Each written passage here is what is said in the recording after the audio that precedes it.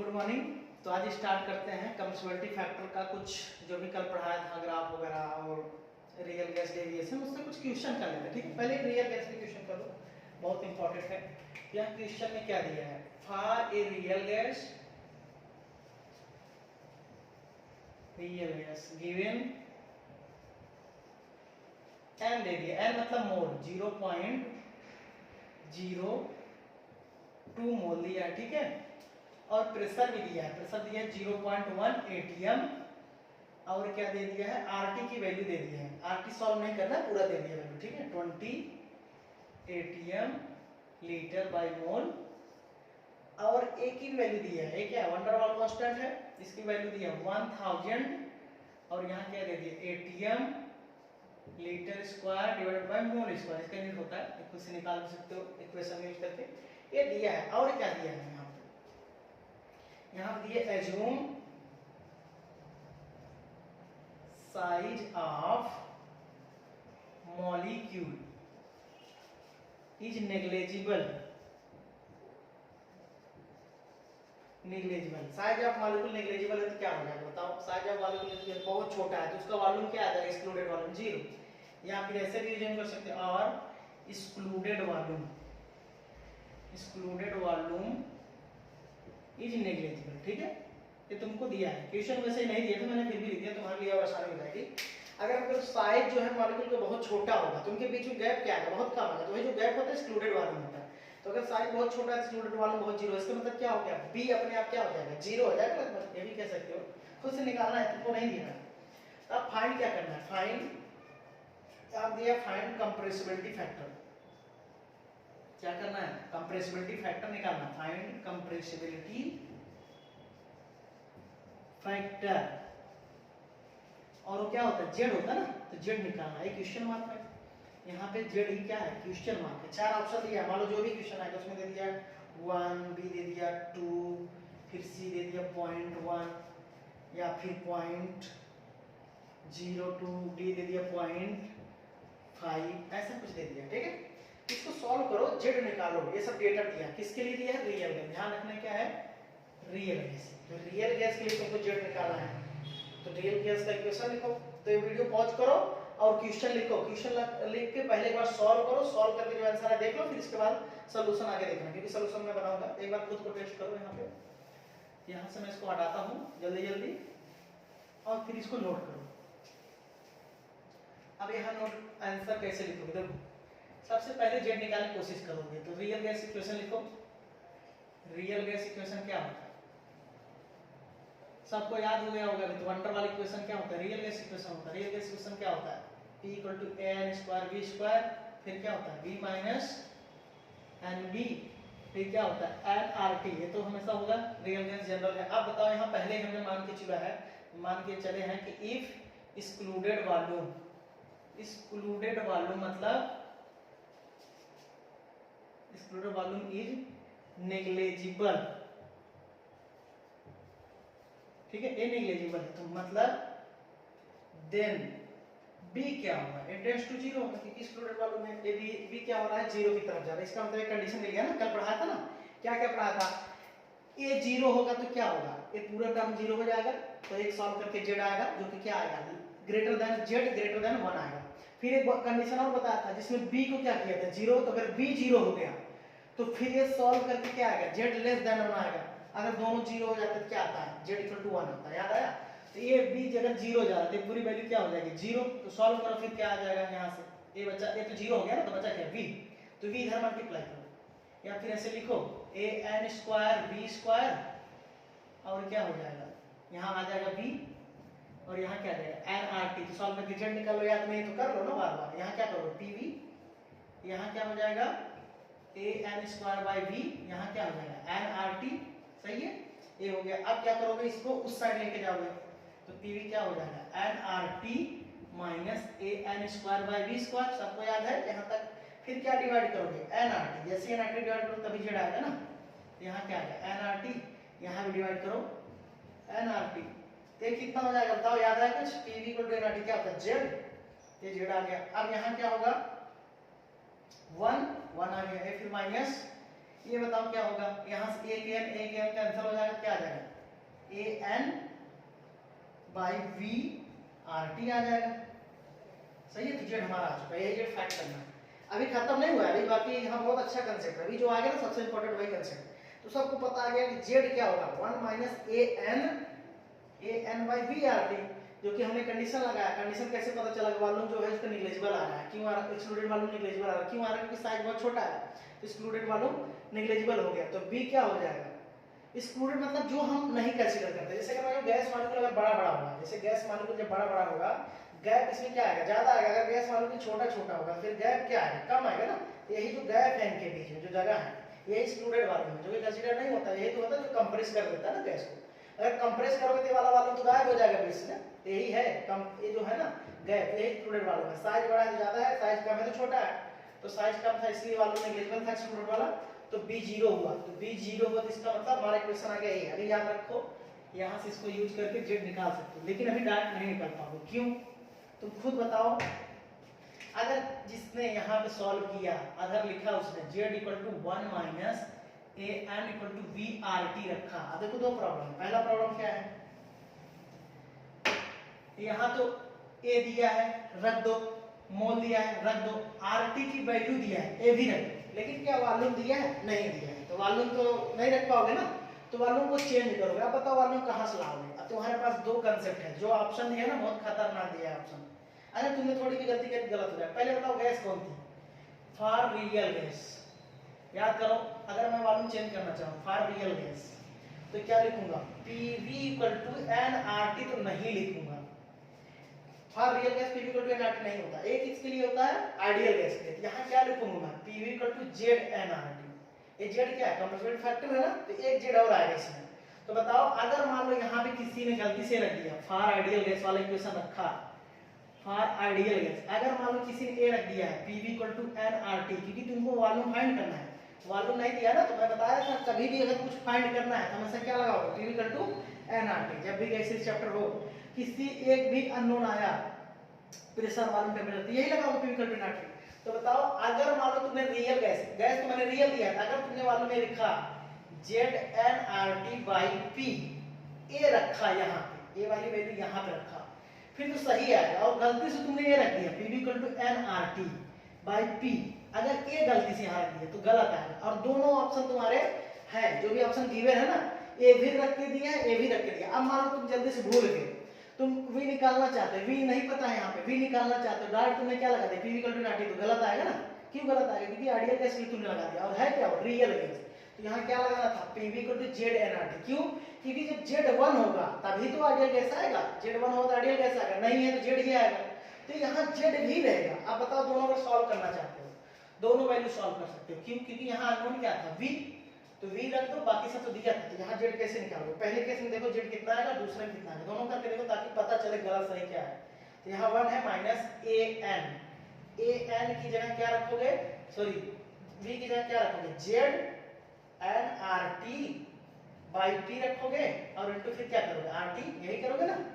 देखो मैंने क्या किया, वी की जगह क्या रख दिया, जेड एन आर टी, ये तो क्या आ गया, ये आ गया पूरा। अब बताओ यहाँ पे Z N R T by T, तो यहाँ से एन क्या हो गया, अरे एन तो कैंसिल हो गया, कोई बात नहीं, एन यूज ही नहीं करना, एन तो कैंसिल हो गया। अब बताओ आर टी का स्क्वायर आ गया और यहाँ पी आ गया। तो अगर मैं यहाँ जेड सॉल्व करूँ क्या आ जाएगा, ए और इंटू पी आ जाएगा ना। यहाँ से जेड क्या आ रहा है, देखो जेड आ रहा 1 a into P, A into P आ गया, ऊपर पी कहाँ जाएगा ऊपर, और क्या आ गया जेड इंटू आर टी का स्क्वायर आ जाएगा। देखो क्वाड्रेटिक इक्वेशन बनने वाली है, यहाँ से क्या बन जाएगा 1 a into P Z R T square. अब बताओ यहाँ सॉल्व कर सकते हो, 1 माइनस ए कितना दिया है 1000 और पी कितना दिया है बताओ, पी दिया है तुम्हारा 0.180 है, और जेड कितना है पता नहीं, वही फाइंड करना है।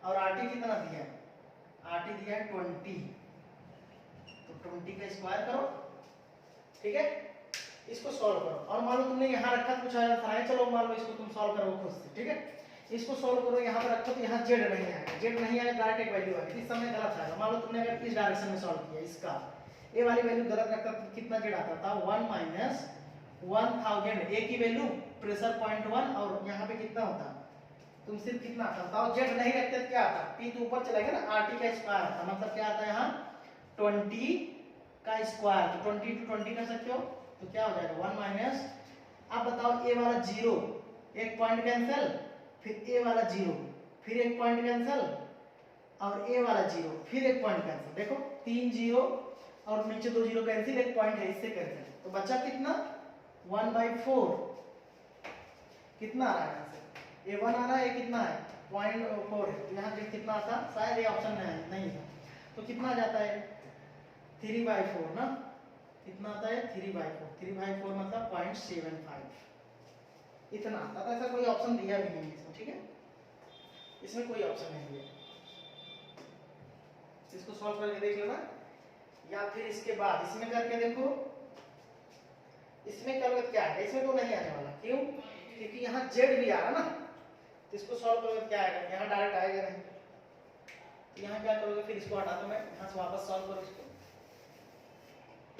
चलो यहाँ पे जेड क्या है, यहाँ पे जेड दिया है 1 माइनस, यहाँ से सॉल्व करो पूरा, ये वैल्यू कितनी आई थी, पूरा सॉल्व करके 1/4 आई थी, तो 1/4 जेड, ठीक है 1/4 जेड आई, और इसको सॉल्व करो, 4 जेड यहाँ मल्टीप्लाई करो और यहाँ भी करो, तो क्या आ जाएगा Z equal to 4 Z minus 1, यहाँ क्या आएगा 4 जेड, अब 4 जेड यहाँ मल्टीप्लाई कर दो, हो जाएगा 4 जेड स्क्वायर, और ये आ जाएगा फिर 4 जेड माइनस 1, फिर इस क्वाड्रेटिक इक्वेशन बनेगा, ये आ जाएगा +1, ये 0 आ गया, अब बताओ ये है क्या, ये किसका इक्वेशन है, ये है 2 जेड माइनस 1 का है ना, चेक करो क्या है 4 जेड माइनस स्क्वायर, और ये कितना, इसी के स्क्वायर करो तो आ जाएगा, इसका मतलब क्या हुआ, इसका मतलब ये हुआ कि अगर यहाँ 2z माइनस 1 स्क्वायर 0 है, तो भी 0 होगा, इसका 0 है तो स्क्वायर करो 0 ही आता है, तो बराबर क्या हो जाएगा 2z माइनस 1 इक्वल टू क्या आ जाएगा 0, तो यहाँ z कितना है बताओ 1/2, तो देखो z कितना आ गया 1/2, और यहाँ से सॉल्व करो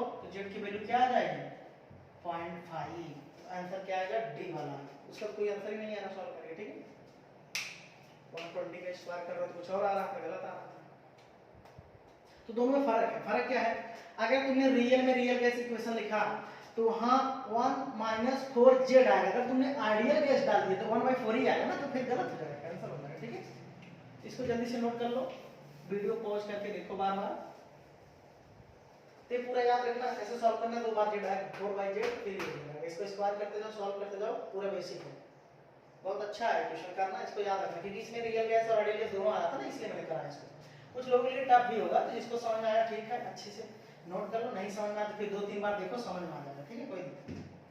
चलो अगला क्वेश्चन करते हैं, अगला क्वेश्चन क्या करेंगे, अगला क्वेश्चन लिखते हैं एक ग्राफ वाला, find which is helium gas in following graph, ठीक है, मैंने एक ग्राफ बनाया, ग्राफ मैंने कैसे बनाया देखो ध्यान से,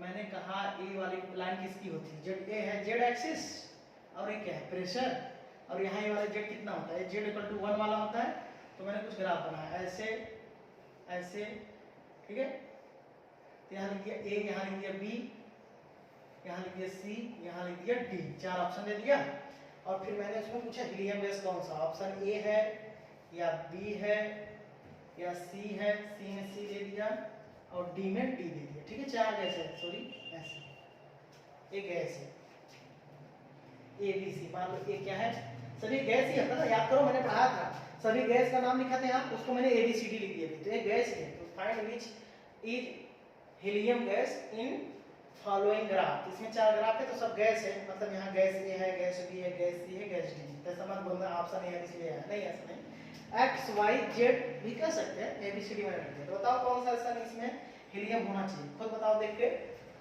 इसमें हीलियम कौन सा होना चाहिए तुम्हारे हिसाब से, सिंपल सी बात है, हीलियम क्या होता है, हीलियम मोनोटॉमिक गैस होता है ना, helium monoatomic noble gas, inert gas होता है, किसी से रिएक्शन करेगा नहीं करेगा, जब रिएक्शन नहीं करेगा स्टेबल है पहले से, तो अट्रैक्शन फोर्स क्या रहेगा 0, वैसे भी किसी से अट्रैक्ट नहीं करेगा क्योंकि ऑब्जेक्ट पूरा है, साइज भी छोटा है तो वेलोसिटी क्या होगी ज्यादा, एनर्जी क्या होगी ज्यादा, अनस्टेबल भी होगा, दूर दूर होगा, अट्रैक्शन फोर्स भी क्या होगा मतलब क्या होगा अट्रैक्शन फोर्स नेग्लिजिबल। और जब अट्रैक्शन फोर्स नेग्लिजिबल होगा हीलियम में, छोटा सा मॉलिक्यूल है ना, अट्रैक्शन फोर्स क्या हो जाएगा नेग्लिजिबल, मतलब it tends to 0। तो बताओ अगर it tends to 0 जाएगा तो फार्मूला पढ़ के देखो, उसमें क्या आया था, Z ग्रेटर देन 1 आया था।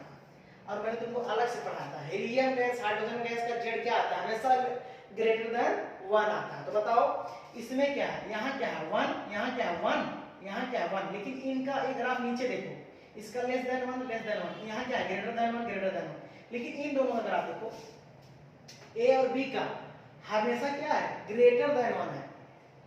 जेड की वैल्यू निकालो, यहाँ से 1 से शुरू हो रहा है, ज्यादा है, इसका मतलब ये जो है हीलियम या तो A होगा या तो A होगा, इन्हीं दोनों में से कोई होगा, या तो A होगा या तो B, C और D नहीं हो सकता, क्योंकि हीलियम का जेड हमेशा क्या आएगा, हीलियम का जेड क्या आएगा ग्रेटर देन 1 आएगा। नोट में लिखा था हाइड्रोजन हीलियम का जेड हमेशा क्या आता है ग्रेटर देन 1, तो इसमें ही तो ग्रेटर देन 1 आ रहा है ना, इसमें और इसमें।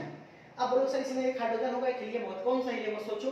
अगर मैं हाइड्रोजन है तो हाइड्रोजन क्या है, ये नोबेल गैस थोड़ी है, हाइड्रोजन वाटर वाला अट्रैक्शन फोर्स आएगा ना, वाटर अट्रैक्शन फोर्स का मतलब मॉलिक्यूल के साइज के हिसाब से पोलैरिटी के हिसाब से फोर्स होता है, ठीक है। तो इसमें तो कुछ ना कुछ बॉन्डिंग हो रही है, इसमें कुछ ना कुछ अट्रैक्शन फोर्स आएगा, लेकिन इसमें तो ये नोबेल गैस है, नोबेल गैस किसी से अट्रैक्ट नहीं करते, तो इसमें अट्रैक्शन फोर्स बहुत कम आएगा। अगर अट्रैक्शन फोर्स बहुत कम आएगा तो बताओ ये तो नेग्लिजिबल हो गया, और अट्रैक्शन फोर्स कम आया तो मतलब अट्रैक्ट नहीं हो रहा है। अट्रैक्ट नहीं हो रहा है इसका क्या मतलब, कंप्रेस नहीं हो रहा है। अगर कंप्रेस नहीं हो रहा है इसका क्या मतलब, जेड की वैल्यू ज्यादा होगी, कंप्रेसिबिलिटी फैक्टर क्या होगा ज्यादा होगा। याद करो मैंने बताया था ना, अगर जेड बढ़ा कंप्रेसिबिलिटी फैक्टर जेड बढ़ा तो कंप्रेसिबिलिटी क्या हो जाती है कम, और अगर कंप्रेसिबिलिटी कम हो गई कंप्रेस करना मुश्किल हो जाएगा ना। तो बताओ किसको कंप्रेस करना मुश्किल है, जिसमें अट्रैक्शन फोर्स कम है। और सबको पता है हीलियम नोबेल गैस है, साइज बहुत छोटा है, इसलिए इसमें क्या है अट्रैक्शन फोर्स बहुत ही कम है, सबसे कम अट्रैक्शन फोर्स है, इसलिए इसका जेड सबसे ज्यादा आना चाहिए। तो बताओ इसमें जेड सबसे ज्यादा किसका आ रहा है, जो जेड है सबसे ज्यादा किसका रहा है, ए का। तो यहाँ जेड जो है ग्रेटर देन 1 है, यहाँ भी जेड ग्रेटर देन 1, लेकिन सबसे ज्यादा किसमें आ रहा है, इसमें देखो ए का ग्राफ भी बी के ऊपर है, तो सबसे ज्यादा जेड इसमें आ रहा है ना, मैक्सिमम वाला केस है, ए मैक्सिमम जेड वाला, मैक्स जेड, मैक्स जेड मतलब मैक्सिमम जेड आएगा, तो ये क्या होना चाहिए हीलियम। तो ऑप्शन ए ही सही है, सुन रहा है, तो ऑप्शन ए सही हो गया, मतलब ये मैक्सिमम जेड वाला ही क्या है गैस, हीलियम गैस, यही ए वाला हमारा क्या हो गया हीलियम, और नीचे वाला क्या हो गया हाइड्रोजन, ये हाइड्रोजन गैस हो गई और ये हीलियम गैस हो गई, क्योंकि यही दोनों का जेड हमेशा ज्यादा आता है। तो अगर हीलियम होता अपने आप पता चलेगा ना दूसरा कौन सा है, हाइड्रोजन है। ऐसा बहुत बार क्वेश्चन आया, हो सकता है अगली बार तुमसे पूछ लिया जाए इसमें हाइड्रोजन गैस कौन सा बताओ, तो अगर ये हीलियम होते बच्चा कौन हाइड्रोजन है, क्योंकि दोनों का ही जेड हमेशा ज्यादा आता है, तो बी हो जाता। और बाकी इसमें जेड नेगेटिव भी है, ज्यादा भी है, 1 भी है, तो इसमें हाइड्रोजन हीलियम नहीं है, कोई दूसरे गैस आएंगे, जैसे अमोनिया आ सकता है, CO2 आ सकता है, नाइट्रोजन आ सकता है, ऑक्सीजन आ सकता है, ठीक है। तो इसको नोट कर लेना, खुद से चेक कर लेना, पूरा कंसेप्ट रिवाइज करो, और जिन्होंने लेक्चर नहीं देखा है इसके पिछले वाला लेक्चर वो देखो, फिर बड़े अच्छे से समझ में आएगा, ठीक है। ऐसे भी क्वेश्चन आएंगे। अब एक क्वेश्चन और इजी कर लेते हैं हम, यहाँ एक क्वेश्चन और लेते हैं, क्या लिखोगे, find in which range Z is, या फिर ऐसे करो find in which range Z is less than 1। Range find करना है जिसमें Z लेस देन 1 है, इन गिवन ग्राफ, एक ग्राफ दे दिया,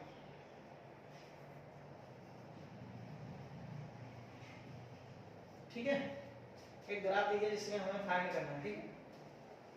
तो यहाँ क्वेश्चन मार्क करना है। आप बताओ मैंने ग्राफ क्या दे दिया, मैंने बोला यहाँ जेड है, जेड ग्रेटर बढ़ रहा है, यहाँ भी प्रेशर बढ़ रहा है, ठीक है। तो मैंने कुछ ग्राफ बना दिया, ऐसे बना दिए ए बी सी डी, ऐसे कुछ बनाया। सबको पता है लाइन क्या है, जेड इक्वल टू 1 वाली है, आइडियल वाली है, बाकी सब रियल गैस है।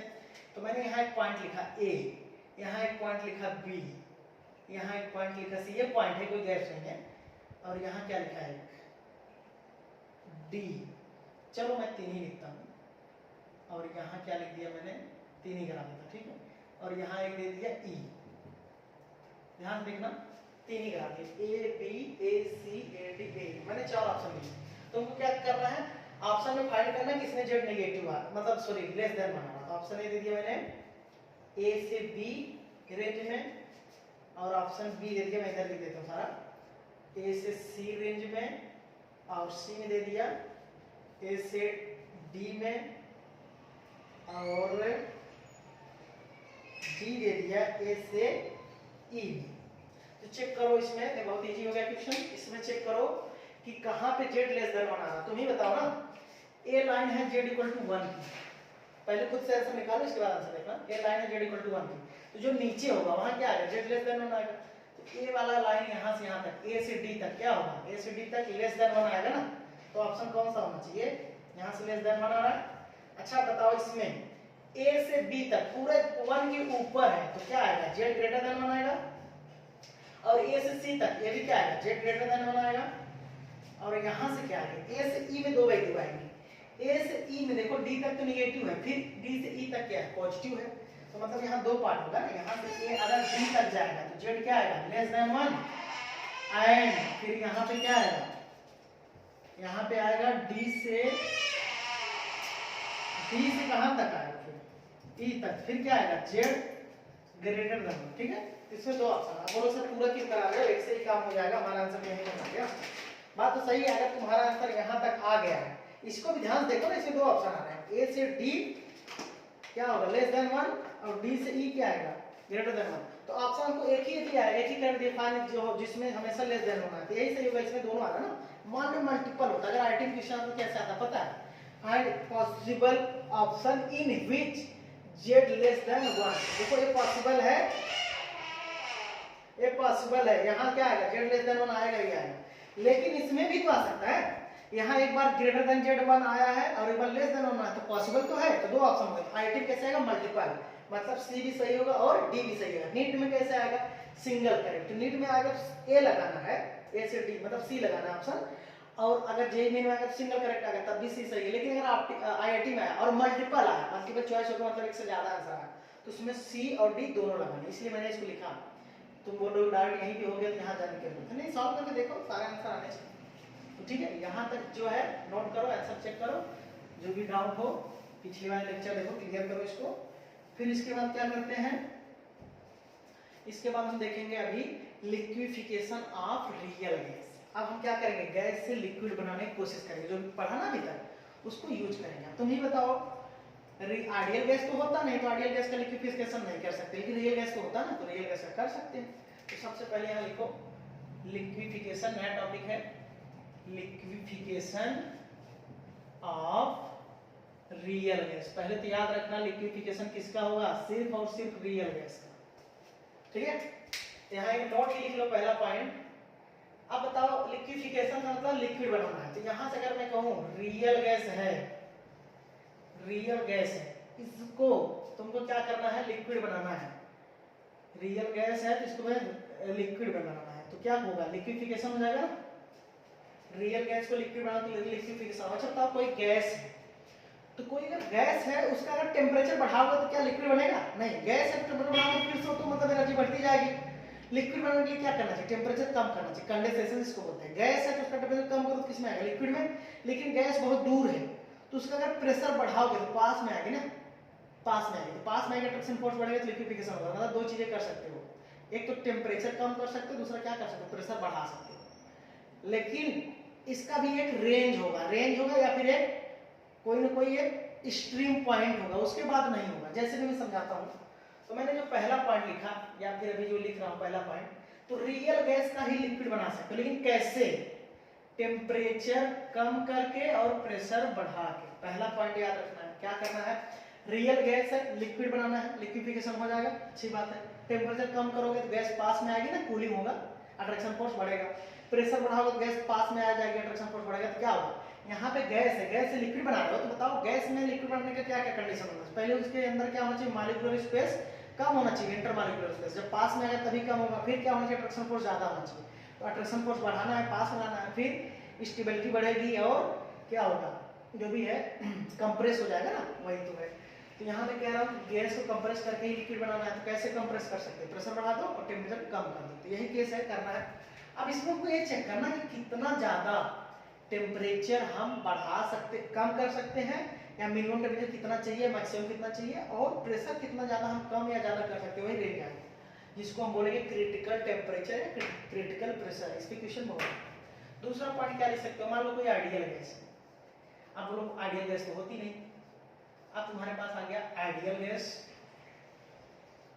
तो बताओ आइडियल गैस क्या होता है, आइडियल गैस होता है इमेजिनरी गैस, इमेजिनरी गैस होता है, सबको पता है।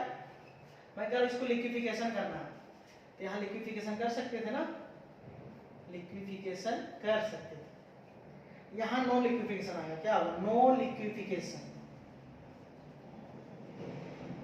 अब बताओ आइडियल गैस का लिक्विफिकेशन क्यों नहीं सकता, क्योंकि गैस ही नहीं है सर, तो किसको करोगे, गैस ही नहीं तो क्यों करोगे, नहीं कर सकते ना। और ऐसे भी आइडियल गैस अगर होता तो क्या मानते हैं, अट्रैक्शन फोर्स जीरो मानते हैं। जब अट्रैक्शन फोर्स ही नहीं है तो कैसे अट्रैक्ट होते हो, पास में नहीं आते, पास में नहीं आता तो क्या होता, लिक्विड भी नहीं बनता। तो no liquefaction for ideal gas. तो ये भी याद रखना, दूसरा पॉइंट है। तो पहला क्या होगा, लिक्विफिकेशन ऑफ रियल गैस होगा, और उसमें क्या करोगे, टेम्परेचर कम करोगे, प्रेशर क्या करोगे, बढ़ाओगे। दूसरा पॉइंट याद करो, आइडियल गैस इमेजिनरी गैस होता है, इसके लिक्विफिकेशन नहीं होता, ठीक है, इसको कर लो। फिर इसके बाद हम देखते हैं अब लिक्विफिकेशन कैसे करेंगे।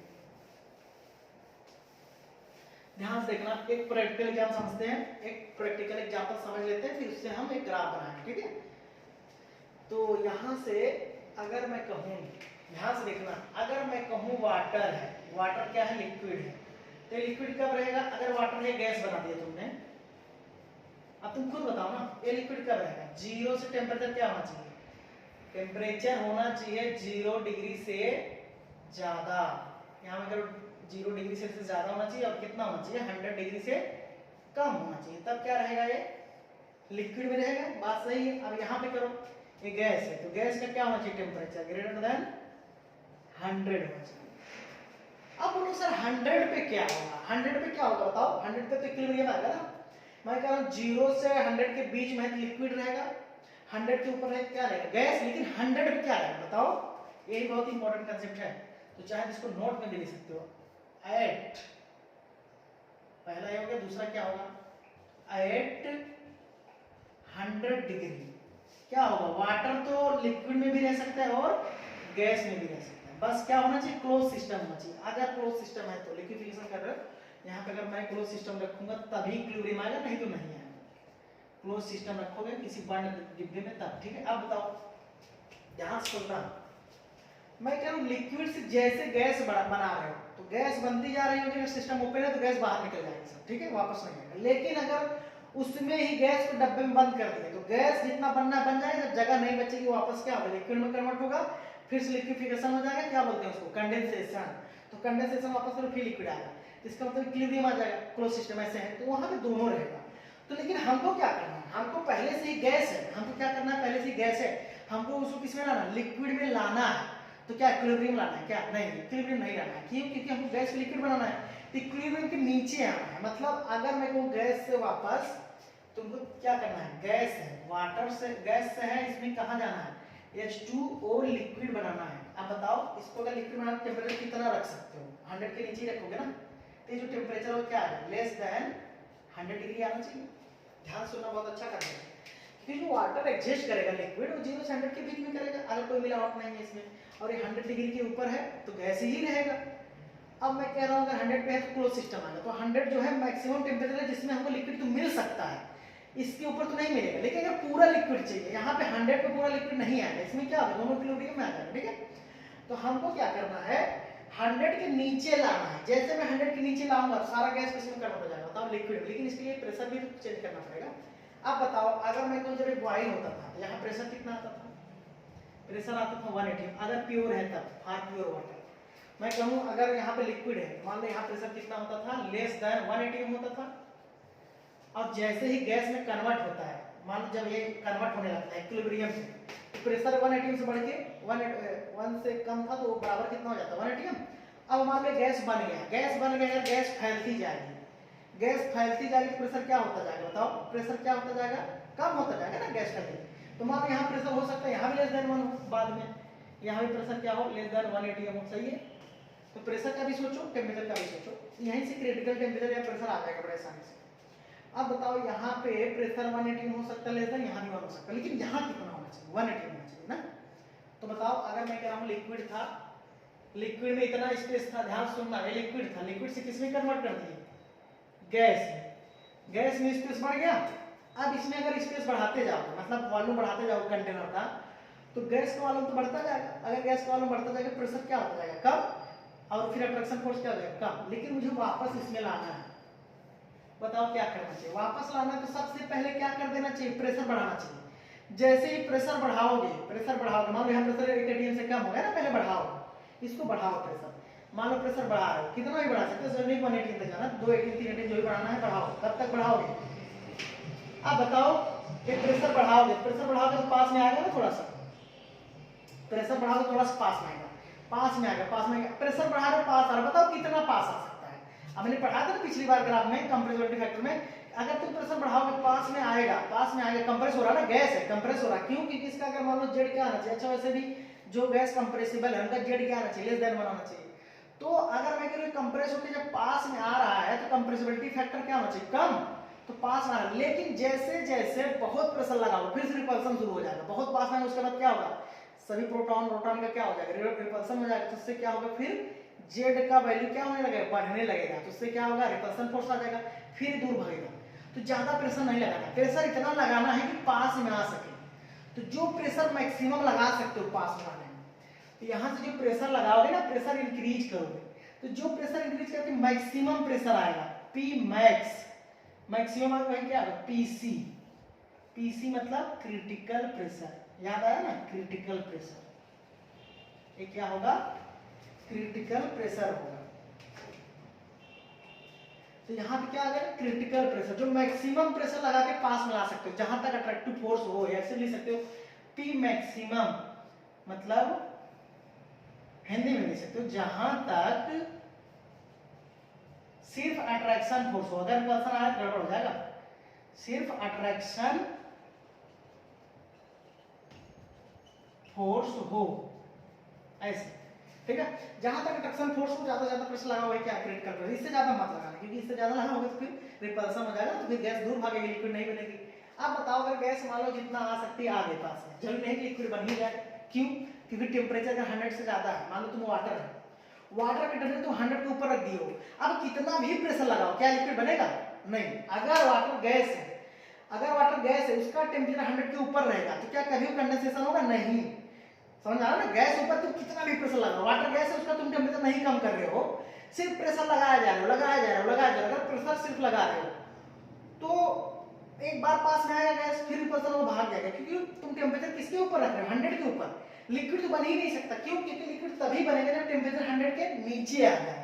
इसका मतलब एक मैक्सिमम टेम्परेचर भी होना चाहिए जिसके नीचे ही प्रेशर लगाना है, मतलब प्रेशर लगा के छोड़ देना, फिर क्या करना है, कूलिंग करना है, समझ में आ रहा है। या फिर पहले कूलिंग कर देना है, थोड़ा सा टेम्परेचर कम कर दो, टेम्परेचर क्या कर दो 100 के नीचे कर दो, अब प्रेशर लगाओ, तब भी क्या हो जाएगा, कंप्रेस हो जाएगा, लिक्विफाई हो जाएगा। इसका मतलब अगर मैं 100 तो नहीं करूंगा, क्योंकि 100 ही क्या होगा, मैक्सिमम होगा। अच्छा मैं अगर 100 नहीं, 100 से ज्यादा है, मान लो 120 है, 110 है, क्या कभी लिक्विड बनेगा, नहीं बनेगा। कितना भी प्रेशर लगा लो, इस पे कितना भी प्रेशर लगा लो, अगर 110 है, 101 भी है, अगर 101 भी है ना, तब भी कभी लिक्विड नहीं बनेगा, क्योंकि अगर 100 हुआ तो लिक्विड बनना शुरू हो जाएगा। अगर 100 हुआ लिक्विड बनना शुरू हो जाएगा, और अभी क्लोज सिस्टम करोगे तब थोड़ा सा तो लिक्विड बनना शुरू हो जाएगा। क्यों, क्योंकि 100 पे लिक्विड एग्जिस्ट कर सकता है, लेकिन पूरा तो कन्वर्ट नहीं होगा। इसके लिए क्या करना चाहिए, 100 के नीचे आना चाहिए। तो जब 100 के नीचे आओगे, टेम्परेचर 100 के नीचे आएगा, उस समय क्या होगा, पूरा गैस किसमें कन्वर्ट होने लगेगा, लिक्विड में। अब बताओ, यही जो टेम्परेचर मैक्सिमम 100 आ रहा है, यही क्रिटिकल टेम्परेचर होना चाहिए ना, क्योंकि इसके ऊपर तो गैस बन ही नहीं रही, गैस लिक्विड में कन्वर्ट नहीं हो रही, और इसके नीचे ही क्या हो रहा है, गैस लिक्विड बन रहा है। तो यही टेम्परेचर क्या हुआ, वाटर का क्रिटिकल टेम्परेचर, जो 100 डिग्री है बॉइलिंग पॉइंट में, ये क्रिटिकल टेम्परेचर हो गया। क्रिटिकल टेम्परेचर क्या हो गया, मैक्सिमम टेम्परेचर। तो यहाँ लिख सकते हो, यही क्या है, मैक्स। अब सारे गैस के लिए ऐसा मत सोचना, वैसे वाटर के लिए बारे सारे गैस का अलग अलग हो सकता है, ऐसा नहीं सबका बॉइलिंग पॉइंट जरूरी होगी इतना ही हो। तो मैक्स टेम्परेचर, जितना मैक्स टेम्परेचर हो सकता है, ठीक है। अभी फिर लिखा होगा, मैक्स टेम्परेचर जो भी होगा जिसके नीचे ही लिक्विड बनना शुरू हो जाएगा, या जिसके ऊपर लिक्विड नहीं बन सकता, जिसके ऊपर above which liquefaction is not possible, ऐसे लिख सकते हो, maximum temperature above which liquefaction is not possible, वो क्या होगा, क्रिटिकल टेम्परेचर, टीसी। टीसी को क्या बोलेंगे, क्रिटिकल टेम्परेचर। ठीक है, ये क्या है क्रिटिकल टेम्परेचर। अब बताओ अगर मैं कहूँ ये मान लो ये वाटर गैस होता, ये मान लो वाटर गैस होता और इसमें जगह ज्यादा है तो इसको हमको वाटर लिक्विड बनाना है, तो मैं कहूँ इसको लिक्विड बनाना है तो क्या करना चाहिए? सबसे पहले दो चीजें कर सकते हो, पहले तो प्रेशर बढ़ा सकते हो, प्रेशर बढ़ा दो पास में आ जाओ, तो मैक्सिमम प्रेशर जितना बढ़ा सकते हो बढ़ा दो, जब तक अट्रैक्शन फोर्स रहेगा तब तक बढ़ाना है, ठीक है। जब रिपल्सन हो जाए तो रोक दो, मैक्सिमम प्रेशर आ गया, वही क्या है क्रिटिकल प्रेशर। अब टेम्परेचर कम करो, जैसे यहाँ टेम्परेचर कम करोगे यहाँ से किसमें कन्वर्ट हो जाएगा? लिक्विड में, कूलिंग हो जाएगा। और टेम्परेचर मैक्सिमम कितना कर सकते हो? ज्यादा से ज्यादा, मतलब अगर मुझे टेम्परेचर कम करना है, जैसे अगर मैं कहूँ कम करना तो मैं 10 डिग्री भी तो रख सकता हूँ। मैं अगर 100 रखूंगा तो पूरा लिक्विड तो नहीं बनेगा, 90 कर दिए तो बन जाएगा, लेकिन तब ज्यादा टाइम लगेगा। अगर मैंने 50 डिग्री कर दिया तो जल्दी लिक्विड बन जाएगा। 0 कर दिए तो सॉलिड भी बन सकता है, लेकिन 0 मत करो, 4 डिग्री कर दो या 5-10 डिग्री कर दो। अगर तुमने टेम्परेचर कम रखा तो जल्दी कूलिंग हो जाएगा ना, जल्दी कूलिंग होगा तो जल्दी लिक्विड बनेगा। इसका मतलब जितना ज्यादा क्रिटिकल टेम्परेचर जितना ज्यादा टेम्परेचर कम करोगे, कूल करोगे, लिक्विड तो जल्दी बनेगा, ठीक है। इसका मतलब दो बातें तो पता चल गई हमको, इसको नोट कर लो, रोक के जहां भी नहीं समझ में देख लो एक बार वीडियो, फिर से जो समझ में उससे हम लिखते हैं। बाकी यही कंसेप्ट यूज करेंगे, अभी कंसेप्ट था, अभी लिक्विफिकेशन शुरू नहीं किया हम, इसको यूज करके फिर हम लिक्विफिकेशन में जो है ग्राफ बना सकते हैं। तो नोट में क्या लिखना है? क्रिटिकल प्रेशर क्या होता है? मैक्सिमम प्रेशर, वो तो लिखाई दिया हूं, जिसके ऊपर लिक्विड नहीं बनता, सिर्फ नीचे लिक्विड बनता है, ठीक है। और दूसरा कंसेप्ट क्या होता है कि मैक्सिमम प्रेशर होता है जिसमें उसमें मैक्सिमम प्रेशर जो होता है क्रिटिकल प्रेशर, उसके मतलब जितना मैक्सिमम प्रेशर लगा सकते हो अट्रैक्शन फोर्स रखने के लिए, मेंटेन करने के लिए, वही क्या है? क्रिटिकल प्रेशर है। अब एक क्रिटिकल वॉल्यूम भी तो सकता है। अगर मैंने कहा क्रिटिकल वॉल्यूम क्या होगा, तो यहाँ चाहे तो नोट में लिख लो, या फिर क्रिटिकल वॉल्यूम भी होता ना। तो अगर मैं कहूँ जब तुमने लगाया PV इक्वल टू NRT या फिर रियल गैस जो भी लगा दी ZNRT, ठीक है। अब बताओ अगर यहाँ V निकालोगे तो क्या आएगा? ZNRT by P। अगर मैंने कहा वॉल्यूम तुमको निकालना है, Z तो Z रहेगा, वैल्यू रहेगा, N मोल चाहे रियल वाइडल कोई फर्क नहीं पड़ता, R तो वही रहेगा, तो नोट लिखना है। तो यहाँ पे जो T है T, अगर मैंने इसको TC रख दिया मतलब क्रिटिकल टेम्परेचर रख दिया, और प्रेशर भी रख दिया क्रिटिकल प्रेशर, ये मैक्सिमम टेम्परेचर होगा जिसके ऊपर लिक्विड बनना मुश्किल है, उसके नीचे ही बनेगा। और मैक्सिमम प्रेशर है जो लगा के जितना मैक्सिमम लगा सकते हो उतना ही लगाओगे, उससे ज्यादा प्रेशर नहीं लगाओगे। तो ये जो वॉल्यूम आ जाएगा अपने आप क्या बन जाएगा? VC बन जाएगा ना। तो यही क्या हो जाएगा? Critical volume. इसको क्या बोलते हैं? Critical volume. इसका मतलब क्रिटिकल वॉल्यूम क्या हो गया? क्रिटिकल वॉल्यूम क्या है? Volume of real gas at TC, critical temperature and PC। समझ में आया? TC तो हमको पता चल जाएगा, किसी भी गैस का दिया हुआ रहेगा, PC भी पता चल सकता है, तो VC निकाल सकते हैं। VC का मतलब होता है कि जब TC और VC रखोगे तो अपने आप क्या आ जाएगा? VC आ जाएगा। देखो यही है ना, तो ये वैल्यू लिखो फटाफट नोट में, और फिर इनका ये तो फार्मूला हो गया, फटाफट ये लिख लो, और फिर इसकी वैल्यू मैं लिखा देता हूँ नोट में, ठीक है। तो इसको फिर ग्राफ में समझाएंगे कहाँ क्या है। सबसे पहले लिखोगे TC क्या होता है? क्रिटिकल टेम्परेचर, इसकी वैल्यू होती 8A/27RB। ये याद रखना, बहुत इंपॉर्टेंट है, ये नोट में लिखना सब। ये भी तुम्हारे नीट में, जेई मेन में, एडवांस में, डार्ट बहुत आएगा, ठीक है, ये बहुत इंपॉर्टेंट है। TC बराबर क्या होता है? 8A/27RB। ये क्या है? वंडर वाल force of attraction constant. V क्या है? एक्सक्लूडेड वॉल्यूम या वंडर वाल कांस्टेंट, दोनों बात है। R क्या है? Universal gas constant. 8 और 27 नंबर, कुछ नहीं है, क्रिटिकल टेम्परेचर। दूसरा क्या लिखोगे यहाँ पे? PC भी लिख सकते हो। PC क्या होगा? A/27B², ठीक है, ये भी लिख सकते हो। और 3 क्या होगा? BC। BC याद करो, यहाँ क्या होगा? 3B। ये भी क्या है? वंडर वाल कांस्टेंट, ये भी है, ठीक है। अब चौथा भी लिख सकते हो, B की वैल्यू लिख सकते हो। मैंने बोला था B की वैल्यू लिखा होगा, पिछली बार नहीं लिखा, तो आज लिख लो। B जो होता है 4 times volume of gas molecule, 4 times volume of gas molecule. ये भी लिख लो, नेक्स्ट क्लास में इसको, नेक्स्ट क्लास में क्या करेंगे, सबको यूज करके हम पूरा इक्वेशन क्वेश्चन करेंगे और फिर ग्राफ भी बना देंगे नेक्स्ट क्लास में, ठीक है। तो ये 4 टाइम्स वॉल्यूम ऑफ गैस, और वॉल्यूम ऑफ गैस क्या होता है? स्फेरिकल होता है, ये भी लिख सकते हो। मॉलिक्यूल, गैस मॉलिक्यूल कैसा होता है? मॉलिक्यूल क्या होता है? स्फेरिकल, याद रखना, स्फेरिकल मॉलिक्यूल लिया जाता है। तो वॉल्यूम क्या आ जाएगा? तो वॉल्यूम यहाँ से निकालोगे, क्या आ जाएगा? कोई भी स्फेयर हो मॉलिक्यूल गैस, तो वहाँ वॉल्यूम क्या आएगा? 4/3πr3। सही है ना? 4/3 पाई r क्यूब होता है। ये सबको पता है स्क्वायर के बारे में। तो यहाँ रख दोगे तो b की वैल्यू आ जाएगी ना 4 × यही रख दो, गैस की वैल्यू यहाँ तो b की वैल्यू आ जाएगी। 2 पॉइंट और लिख दो, पांचवा छठा नेक्स्ट क्लास में इसको समझाएंगे। T बॉयल्स टेम्परेचर होता है, एक बॉयल्स टेम्परेचर होगा TB। TB क्या होता है? Boils temperature. ये होता है A/RB, ये भी बहुत काम का है, नेक्स्ट क्लास में इसका यूज भी करेंगे सब। छठा लिख लो TI, TI मतलब इन्वर्जन टेम्परेचर, ये इसका डबल होता है 2A/RB, मतलब 2 टाइम्स T बॉयल्स टेम्परेचर होता है, ठीक है, ऐसे वैसे। और यहाँ A/RB क्या है, चेक करो, A/RB क्या है? Boils temperature. यहाँ रख सकते हो, सातवां भी लिख सकते हो, एक रिलेशन TC बराबर होता है, अभी सब आएगा क्वेश्चन, 8/27, यहाँ रख सकते T बॉयल्स। तो बॉयल्स टेम्परेचर नेक्स्ट क्लास में समझा दूंगा, इन्वर्जन को समझाने की जरूरत नहीं है, शॉर्टकट फॉर्मूला याद रखो, बाकी ये सब नेक्स्ट क्लास में करते हैं। चलो ओके बाय, यहाँ तक नोट कर लो, ये सब नोट करके याद रखो, इसको डायरेक्ट हम यूज करेंगे। अब बोलोगे सब प्रूफ कहाँ से? तो प्रूफ जिसके सिलेबस में नहीं उसको पढ़ने की जरूरत नहीं, जिसके सिलेबस में है फिर बना देंगे कभी वीडियो उसके लिए, ठीक है, अलग से, बाकी डायरेक्ट यूज करो।